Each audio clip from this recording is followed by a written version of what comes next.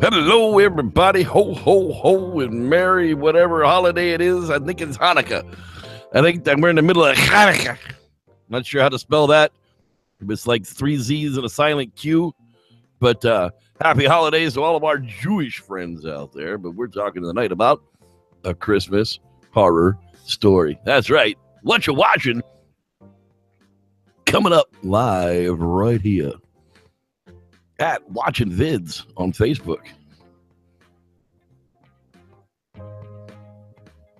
And it's time, mother. Hello, everybody. I am one of the hosts of this mess. I'm the Reverend Jeff Kelly, and it's Merry Christmas, mother. And if you watch the movie tonight, you'll know what I was talking about. Over there, over yonder is the corn boy, the legend of the Iowa corn boy, Mr. Collier Wilmus. And I aspire to drink like William Shatner. That's right, to drink like William Shatner. If you watch this movie, he'd fucking... Dude, I love Shatner in this movie. He's 3 sheets to the wind, and he has to be. I don't think it's an act. I think he's literally 3. It's the only way he'd do it. He'd probably put it in the contract. He's like, all right, guys, look, this movie's so crappy. If you really want me to have it and be like the narrator to it, you gotta buy me. I gotta be a little shit-faced drunk, okay? Yeah, like, but not only that, you guys have to buy me the whole thing of whiskey. Right. Just like come buy over me to 3 my bottles too. Because I can handle my liquor. My trailer, and then like wander me on the set and put me in a chair and tell me what to say, and we'll be okay. But that's the only way I'm doing this shit. But in all actuality, I dug it, and we'll get into that in just a little bit. We start out though each and every week with son of a bitch. No, we don't start out with son of a bitch. We start out with trailer trash talk. Now I got the friggin' white box of death like usual. God damn motherfuckers. Bitches. Well, there's our first MFR of the show. Woo! Rated R, here we go. First on Trailer Trash Talk is Hugh Jackman and The Greatest Showman. The story of B.T. Barnum, The Greatest Showman, is the original musical that celebrates the birth of show business. That's right. What did he say? There's a sucker born every minute. And who better to portray that than Hugh Jackman? Oh, yeah. I remember seeing this on the head of the movie I watched last night, which I will talk about later. And I was watching this trailer. I was like, I think Rev would appreciate this. Yeah, definitely. It's something I'd watch. I'm not going to go to the theater to see it. This doesn't need to be seen on a big screen. But hey, it's got Hugh Jackman in it. So we'll see. Maybe I'll catch it at the drive-in. The Midnight Man. Man, they might as well call this the Candy Man, Bloody Mary. A Candy Man on Elm Street. Right, a candy Bloody Mary on Elm Street. I mean, it's a bloody like Candy Man on Elm Street. It's just totally ripped off like every friggin'. But hey, I'll still see it. I'm not sure about ripping off. It definitely takes cues from older like horror movies. And I feel like it's trying to at least be creative with its concept. I guess the villain of this movie, the Midnight Man, is the Bye-Bye Man. No, it wasn't as crappy as the Bye-Bye Man, because that movie sucked dick. Hey, Reverend. Bye-Bye Man. Yeah, it sucked a bunch of dick. Midnight Man, however, do that for Wes. The trailer looks to be we'll see. I'll probably end up. It's funny that every trailer that comes out that you're like, dude, I'll see it. I'm like, meh. And when I see a trailer, I'm like, dude, I'll see it. You're like, meh. Well, that's what makes us a good freaking like Siskel and Ebert. That's the way this used to the fat. What was it? I give this 2 thumbs up. Jake and the Fat Man. Obviously, the thinner, cynical guy, and you are the bigger. Collier and the Fat Rev. Is that what you're trying to say? Cole and the Fat Man. Here on live. That's pretty much what's going on here.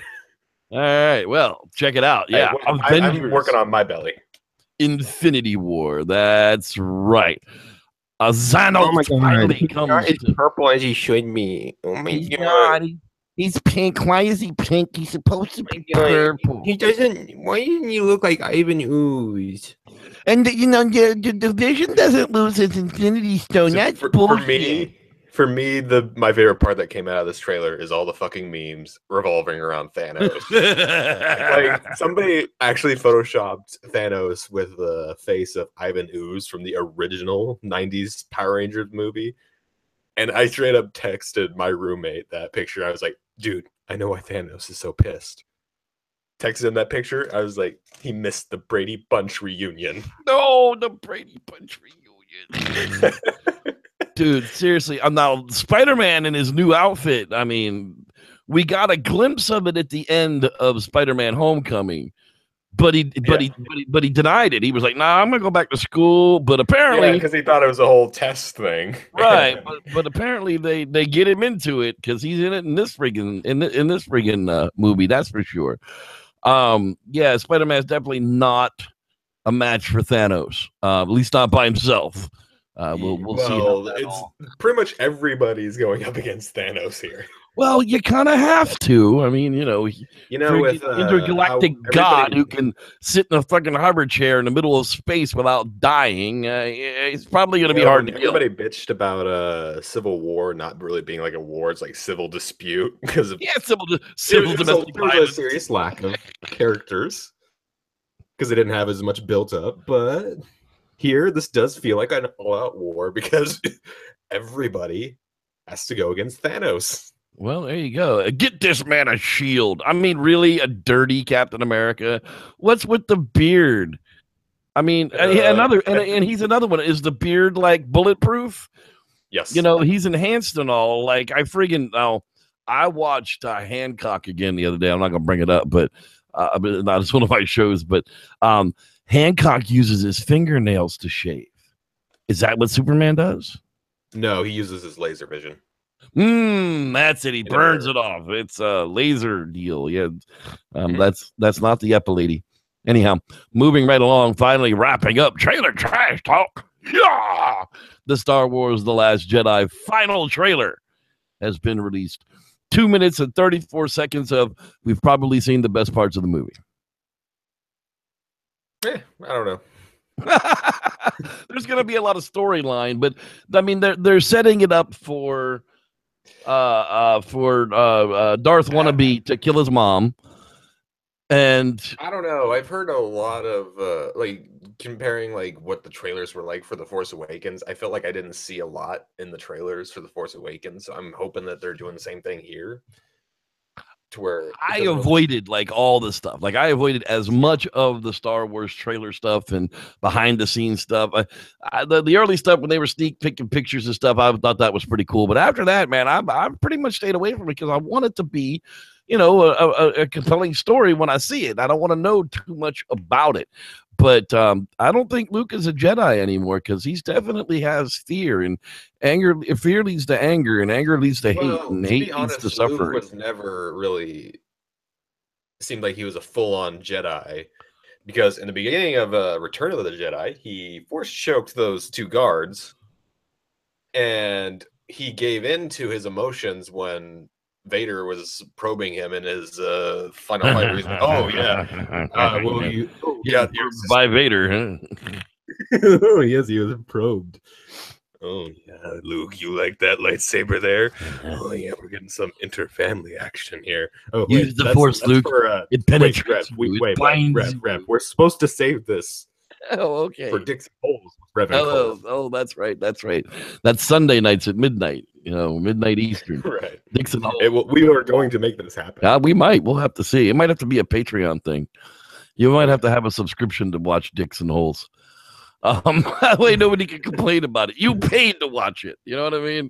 They're still going to complain. No, they will, but it'll be worth it at that point. Hey, I got a question for you, though, man. What was you watching this week there, brother? Well, I was watching Gojira. Gojira is coming. No, it is not Gojira due to international licensing, but it looks like Gojira. Maybe we should run like it's Gojira. Yeah, I watched the original 19. I don't know why it says 56 because that's when the Americanized re-edit was released. But the 1954 classic Godzilla, or Jiro, as it's called in its native tongue. And I gotta say, dude, it's still I watched Rubber it again. suit, tiny villages and all. It's still fun. Yeah. Well, I kind of watched this out of like a conversation I had with some people, like because we were talking about horror movies and moments that kind of disturbed us or creeped us out in horror movies. And one thing that a lot of people forget is that the original Gojira was meant to be a sci-fi horror movie. He was a Gojira was not a hero. He was a monster who was destroying everything. He was an allegory for the atom bomb, actually, and nowhere in the film, because this is a talking point of why, and when because people don't really know, they're like, oh, that does sound. Oh, I'm kind of depressed now. There's a moment in the movie where pretty much in the middle of Godzilla's rampage, there's this mother cradling her two children, and she's like, "It's okay, we'll be with your father soon." God, yeah, that's fucking creepy. That's kicking you in the dick, dude. Yeah, absolutely. And you know what's great about this is one of those where the critics and the people actually pretty much agree. I mean, you're not really gonna find the one critic that didn't like this. I mean, he doesn't actually exist. He's the guy that goes, yeah, it was good, I guess. But over there as far as the people are concerned, there's still that one guy, Todd, that we're just gonna have to tell him to go jerk off to Halloween 3 because it's still, 9 out of 10 people loved Gojira, and there's still that one guy. Just shut up, Todd, and go jerk off to Halloween 3. This time it's a hipster that's like, well, you see, Godzilla's too mainstream, so I don't really like him. Yeah, well, that's the guy kicking the dick right in the penis. Okay, dun dun dun dun dun dun. The Wonder Woman. Oh wait, that's a different show. Well, I kind of had to watch the last DC movie that was released in preparation for what I was going to see next. And it's still good, dude. It's still one of my top favorite superhero movies of all time. The Woman of the Wonder. She's still not big enough. She's still not bulky enough. She's still not Amazonian enough. She's not. There were other chicks on that island that were far more fitting to be Wonder Woman than she was, but I'll give her some props. Her stunt woman did a lot of great work. The performance she pulls in. It wasn't her performance. It was the stunt woman's performance that really made the movie. I don't think the stunt woman was the one that was acting, though. Well, she wasn't acting, but she sure enough was doing all the action scenes. Well, yeah, that's usually what happens in action movies. Well, I know that, but that's what I'm saying is, really, she barely speaks English. So she had like 14 lines in the entire movie, and the rest of it we saw was her stunt double. So who really did a great job of making the movie fantastic? Was it her? Was it her stunt? It was her. Okay. Well, there you have it. Her stunt double's probably some ugly dude with fake boobs. I don't know. Yeah, it's the guy who looks straight up like me, beard and all. Don't get me wrong. I'm not going to be Todd. I don't have to go jerk off to Halloween 3. I like this movie. I just don't think that she was the greatest choice. Dude, that moment when she steps onto the battlefield for the first time, that was like one of my favorite superhero moments. Yeah, I just wish she would have spun around in a circle and the light would have come out and she would have gotten into her sparkly outfit. Well, this isn't your Wonder Woman. I know. You can sit outside the theater and chant, "Not my Wonder Woman. Not my Wonder Woman. Not my Wonder Woman." And Joe Blow will be out there with you, being like, "Not my Superman." And we'll both be jerking off to Halloween 3 later on. Exactly. There you go. Well, you went and did it. I did it. You went and did it. I saw Justice League, man. And the critics are saying it sucks. Just like I expected they would say that it was going to. Oh, yeah. Because, Disney and Marvel paid him off to say it sucks. I haven't seen it yet. I didn't rush out to go see it. But it's still at the drive-in, but it's Christmas time and there's, other things to spend money on right now than to go see a DC movie in a theater. I'm just not really in a hurry to go do it. How did you like it though? You were the one that went. Dude, honestly, I really enjoyed the crap. I'm part of the. That's the thing I liked right away is that when I looked at the tomato meter, I was like, oh, the audience is leaning more towards liking it rather than the critics. Because usually I don't trust critics and what they say because the critics don't always translate what's going to be an enjoyable movie over what's going to be. Yeah, I don't even know what their critique points are. You know, it's like how do you get a 41 on a scale of 100? What did you ding them on? I mean, we don't see any of that. Right, and I really felt like when I watched this, because if you know the history of this movie, the Zack Snyder, the original director, had to bow out due to a family tragedy, and in comes Joss Whedon, the guy who was responsible for the Avengers, to finish the film. Basically, there was some heavy reshoots, and I didn't. It felt like a very cohesive movie for me, and on top of that, I felt like it really made an effort to improve upon some of the gripes that people had with the past ones. Like, I felt like when we got Superman back, I talked with my roommate. We felt like this was very close to the Superman we want in our DC superhero movies, where I didn't think Superman was in this movie. He is. Oh, well, you suck. You told me he wasn't, you dick. I don't remember saying he wasn't. Oh, God bless it, dude. Last night was very is this the one where? Yeah, is this the one where Ed Norton plays the Riddler and dude, Samuel L. Jackson plays Two-Face? Rip your dick off, shove it up your asshole, and then rub isopropyl alcohol in the wound. Oh, I trolled him so hard last night, guys. I really did. I had him. He couldn't remember who was playing what parts where anymore. I mean, it was a no. I was sitting there questioning, like, where the fuck are you getting this? Are you being serious right now? You're fucking with me? You gotta be fucking. Nobody is this. Okay, some people. Ed Norton played the Riddler, and Samuel L. Jackson played Two-Face. And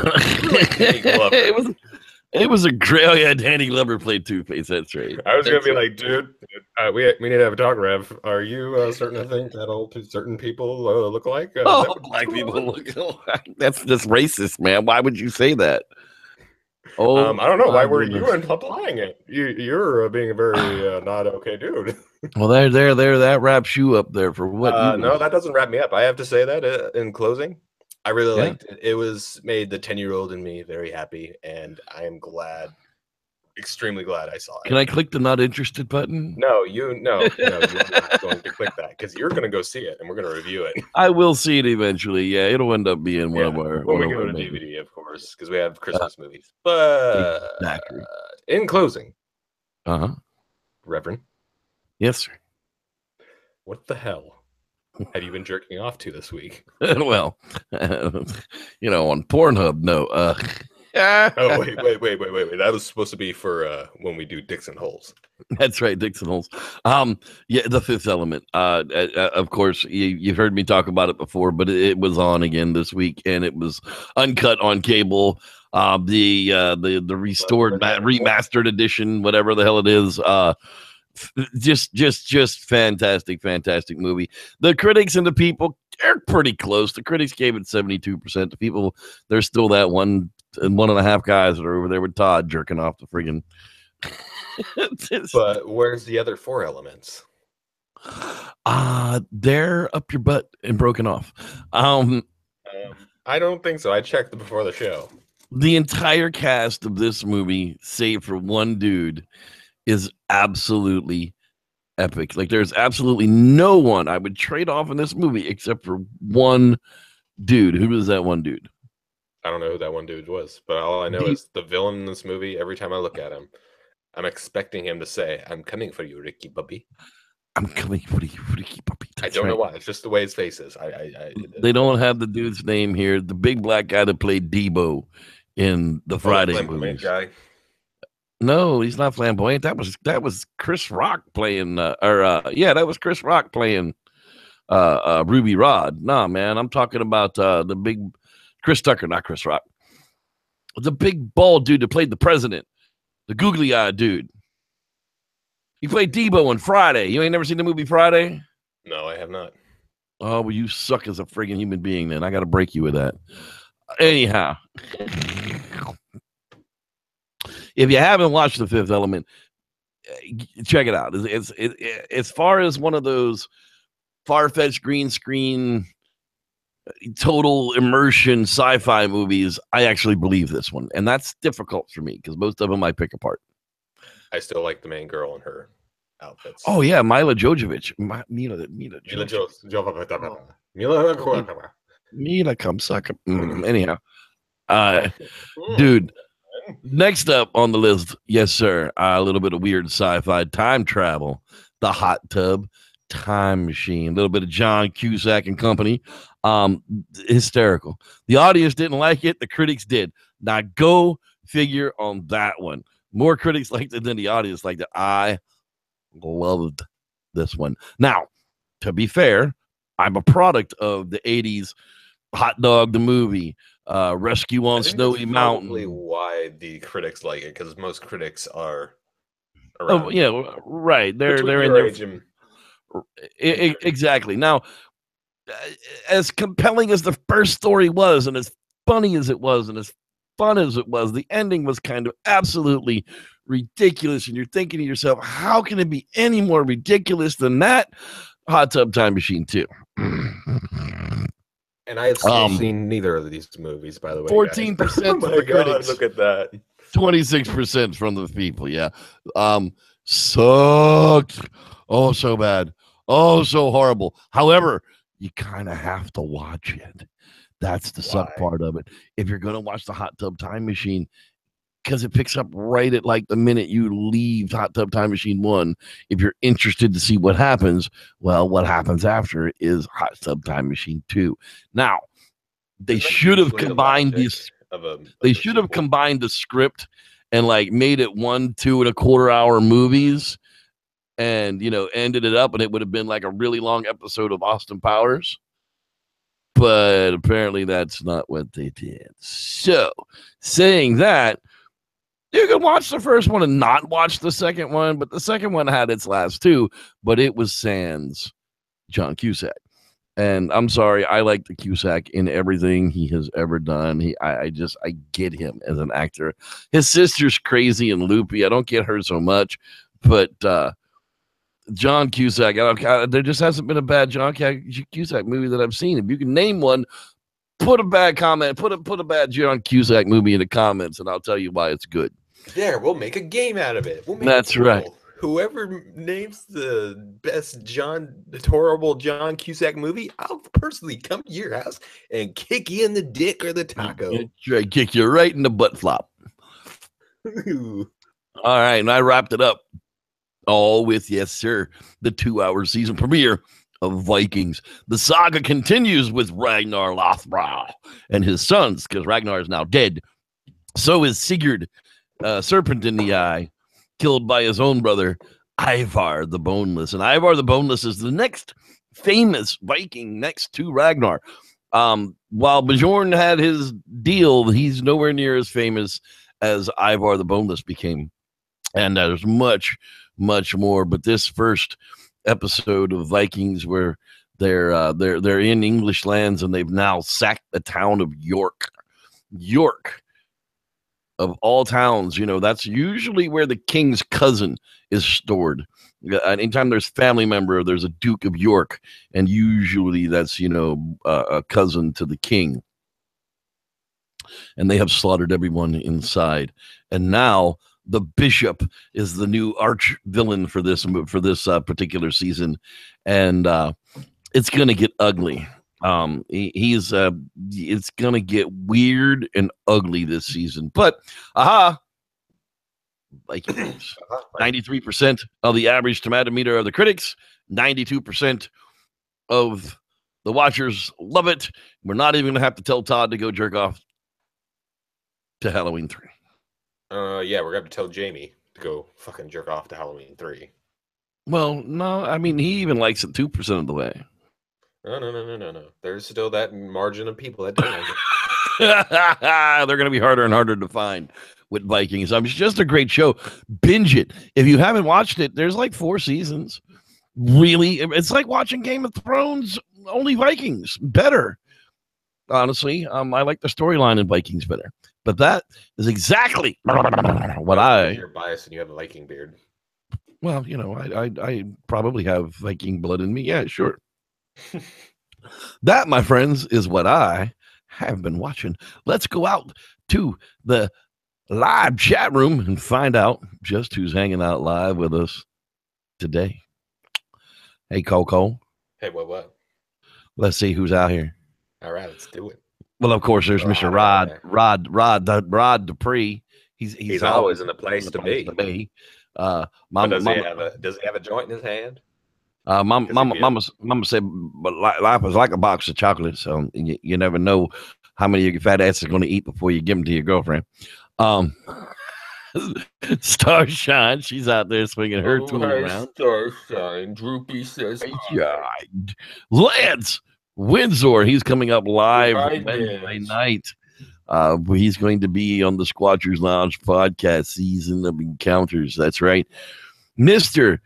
Dean Cooper, the $6 billion man. That's right. Fuck you, he Dean. is out there. Fuck you, Dean. Fuck you, Dean. That appears to be. I say that out of love, though. Our live 5 friends watching tonight. I'm sure Christopher might be out there watching it. And so we'll see. Hello, Christopher. Hello, Christopher. Kurt will sure check in as well. We love you guys all.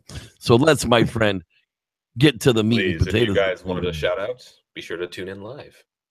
That's right. Tune in live Saturday nights, 8 p.m. Pacific, 11 p.m. Central. No, 10 p.m. 10 p.m. Central, 11 p.m. Eastern. Like 4 a.m. UK. Yeah, that sucks. I know.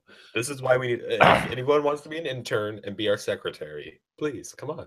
We would love somebody to work for free. Yeah, I'd love to have, exactly. I need an intern. I need like 3 of them. I need one for each of my podcasts. And we promise to not do any Kevin Spacey shit. That's right. I promise not to lay on you naked and try to hump you. We are talking about a Christmas horror story. Yeah, sum it up for us there, Chief Brown Pants. Okay, basically. Okay, let's see. No, I'm Chief Brown Pants now. Big Chief Brown Pants. He who wears the pants wears the power. So basically, this is to Christmas movies what Creep Show is to any movies. I don't know. That was a horrible analogy, but it's basically an anthology of Christmas-themed horror movies. You got one that's basically about Santa Claus fighting off zombie elves. One of my favorites of the shorts. You got this Changeling one, which I thought was pretty interesting. It gave me some vibes of some project that me and Rev are wanting to do. And we got the Krampus one. Of course, Christmas movie, you got to have Krampus in it. Christmas horror movie, that is. Then you have a ghost one in a haunted high school, was it? It was a high school, right? It was a high school, yeah. That was originally like a place for teen unwed moms. Right. With nuns. With nuns. Nuns are fucking creepy. Yeah, because nuns are always creepy. I dug this one. And all throughout it, you have William Shatner just doing his own radio broadcast. I wish they would have done it a little more coherent and not the Tarantino style. Yeah, that was the thing that bugs me, because the way they do it, they don't do it the typical way an anthology would do it, where they have each section as its own like fluent story. Where you get one short, then okay, you get the next one. Then you get the next one. This time, what they do is they kind of this is the Pulp Fiction of horror movies. Yeah, kind of pretty much what it is. It's just not out of time. It's out of it's interwoven like Pulp Fiction is. It's just not out of time like Pulp Fiction is. But Pulp Fiction is the closest movie that I can compare to it. As far as how the stories are interwoven together, and you don't get a solid picture of any of them until the very end. And I thought it was a little bit of a letdown for the movie, even though I still enjoyed the movie. Don't get me wrong. I liked all of the stories. The high school one was a little predictable, but the scares weren't. And that was kind of fun. I feel like the high school one and the Changeling one, well, the concept the concept of the Changeling one was very, very cool. And it was creepy, but it wasn't scary. Yeah. I would rank it barely above the high school one, mostly because of the imagery of having the silhouettes of those little changeling demon things with the glowing beady eyes. Yeah. Now the Krampus story, that was a lot of fun. Oh yeah. That was good, straight up horror, and it was one of the longer parts of the movie. Right. I felt like that was definitely on par with definitely the Santa one. Yeah, the Santa one was, man, that was a real ball kicker too. I liked the Santa one. The Santa one's my favorite. That one has definitely, it's the one that like goes for actual reveal, because yeah, I think this will be a good time to go into our pros and cons. What did you like about the movie? I like the fact that it was well lit, even though there were dark scenes. You could still see what the hell was going on, unlike Underworld. You know, I don't want to have the illusion of film. I want to be able to see what the hell's being filmed, even though it's a night scene. You can still film it a way that can be seen. Only that, I feel like it was very well composed in the shots that they did. Yeah, I mean, the palette they did. When we talk about lighting, I think they knew when to use darkness as their kind of ally, and then they knew when to properly light it. Right. I mean, you weren't ever confused about what was going on in the scene, even though there were totally dark scenes. You could still understand what was happening upon it. I liked the writing. The writing was well done. I mean, the stories were they carried themselves along. You know, they propelled themselves along throughout. Like I said, it was the switching from one to the other and trying to remember where we last left off. And it's one of the things where I feel like this was a choice that was kind of it both played for and against the film in a way. I think you have my actual opinion on this. I honestly feel as though they edited it this way to hide the weaknesses of the high school one and the changeling one. I think if those stories were told encapsulated the way they were filmed, they probably would have been a letdown as an overall feel for the whole movie. I don't know about and it might have been an editing decision to make those feel as though they weren't as shitty as they actually were. I feel like those probably would have been a lot better if it was a more fluent, like we watched it all the way through. Maybe. I don't know. Well, we will never know, because I'm not going to cut it apart and put it back together. You get somebody out there that watches this and we need an intern. Library. We need an intern. Yeah, I'll give you a copy of the movie. Re-edit this movie. Yeah, I need you to re-edit this movie and cut it into chronological, encapsulated film. Right. Which is possible. I mean, all the scenes are isolated. I mean, it's absolutely possible to do that. Right. But also, one thing I thought was what kind of helped it. I felt like it helped the payoff at the end with the Santa story. Which, spoiler alert.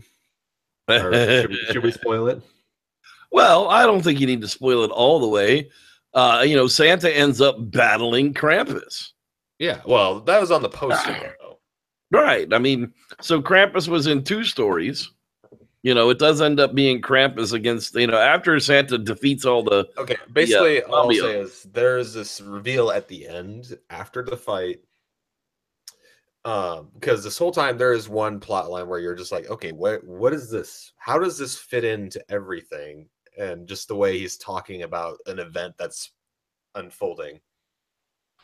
And then the reveal that comes at the end, you're just like, oh, okay, pretty sneaky. I think that's kind of why they edited it the way they did, because if it was a coherent, the way we think of it as a traditional anthology, that kind of would have, they wouldn't have been able to pull that off the way Shatner wouldn't have been necessary. They wouldn't have had to get him drunk in his trailer and wander him onto the set to say lines.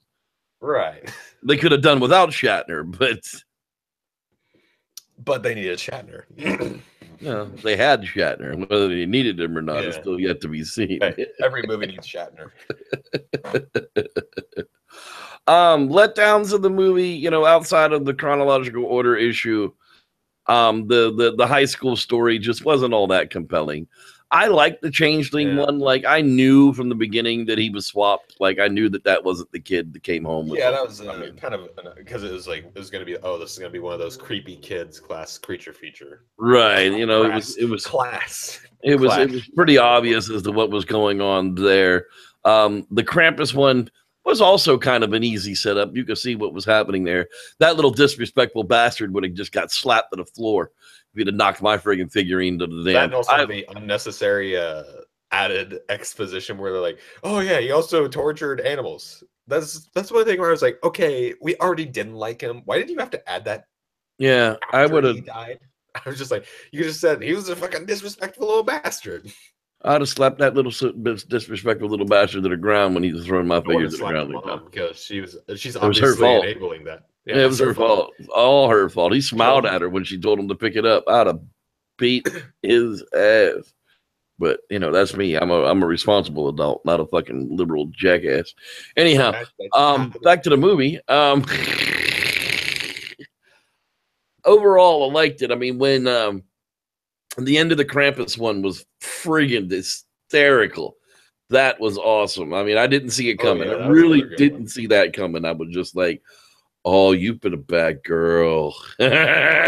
Naughty. You've been a naughty old bitch." I did like the fact that they used the same Krampus character and actor for, you know, all of the uses within that movie. They didn't try to fake, you know, they didn't try to make you think as though there was more than one Krampus creature. There wasn't any need to. They had a very good one. I mean, that Krampus was cool, dude. I mean, he was full-bodied. Also, even though it's kind of spoiled by the reveal, you do get Krampus versus Santa, sort of. Santa Claus. Yeah, you do. You get to see it. Yeah, you see it, but well, you experience if you see the movie, you'll kind of you'll understand. I don't want to ruin it for people. I think y'all ought to watch this one. It's a fun watch for the Christmas season. It really is. It's not a perfect movie by no means, but it's an enjoyable movie if you want to watch good Christmas horror movie. Check it out. It's on Netflix right now for the month. You can watch it for free if you're on Netflix. Well, for your $9.99 or $10.99, whatever the hell you pay for it. You know, and with that, I just, you know, past that, I just don't have any letdowns in the movie. I thought it was fun. I'm glad we did it. I'm looking forward to next week. We're going to do Krampus, the full movie. Oh, yeah, because we need more Krampus here. We need more Krampus in our lives. And all of this is leading up to Silent Night, Deadly Night, the five-part extravaganza plus the reboot. Yes, that's right. And hopefully Reverend does not get sick this time. 6 movies. We're making it up to you guys since we missed Halloween. That's right. So we're gonna have a big time Silent Night, Deadly Night extravaganza on the 23rd. Shove it up your ass and break it out. And with that, you know what, Mr. Collier Williams? I think it is time to play that sad going away music. At least it's not the sad going away music from the Hulk. Yeah, no, that's copyrighted. I'd get my ass chewed out for that, although we can't monetize anything on this channel like ever. At Watching Vids, that's where you'll find us on Facebook. YouTube, just search for what you're watching or a good movie will probably pop up. I don't even know how that works anymore. It's horrible. Thanks, everybody, for watching live and watching afterwards. We do appreciate our 20 or so viewers. It's worth doing it just for y'all. Because we'll be back next week with Krampus.